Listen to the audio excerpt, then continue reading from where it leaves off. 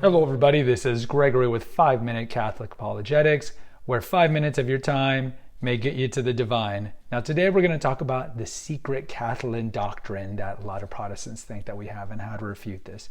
Now before we begin, let's start with a prayer. In nomine Patris et Filii et Spiritui Sancti, Amen. Gloria Patri et Filii et Spiritus Sancti, sic ut in principio et nunc et semper et saecula saeculorum. Amen.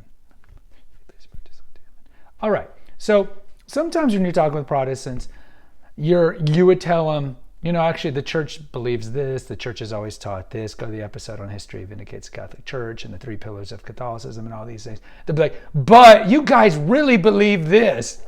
And it's like, okay, look, there are religions that have secret doctrines. The Mormons, for example, who are not Christians, no offense, good people, whacked out theology. And the church in no denomination recognizes them as Christians because one of the reasons they don't adhere to a Trinitarian belief of God, right? God was one to man and so forth. But they have secret stuff that you learn in the temple and so forth. Kabbalism, that's like esoteric Judaism. And then certainly the biggest enemy of the Catholic Church of all time, Masonry. The Freemasons, I mean, you could look at Pike, Albert Pike. Albert Pike mentions in Morals and Dogma, his big book, like page 324, that the seething light of Lucifer is what enervates the Freemasons. But he also mentions like the porch degrees, the first degrees, all those messages and symbols of these are actually they're lies. So I mean, there's tons of that. So, but either way, unlike some denominations or faiths, we don't have a secret doctrine. Everything that we believe in is in the Catechism of the Catholic Church. Now, we've had different catechisms throughout time. I think Cardinal Bellarmine, who was a doctor of the church, 16th century, he's probably most famous for really fighting or doing the Counter-Reformation and fighting against the Protestant spread in the early 17th century. He's also kind of connected to Galileo and so forth. He had an early version of what we would call today the Catechism. And then a lot of you might still have the Baltimore Catechism. That was published in America in late 19th century. I have a revised version, and I love the Baltimore Catechism because it has the simple questions with the one paragraph answer for pretty much everything, and it's really good for kids. And it's straightforward, and back then, before Vatican II, when we were actually well catechized, people would know these answers, like what's the meaning of life? To know, love, and serve God. It's just boom, boom, boom, boom, boom. Anyways, we had that until John Paul issued the Catechism of the Catholic Church in 1992. And that one's kind of dry. It is a dry, big book. I don't have it with me right now. It is dry, and I kind of miss the old Baltimore Catechism. Of course, I think there's a place for both. But my point is this. We have it all in writing. We don't have a secret doctrine.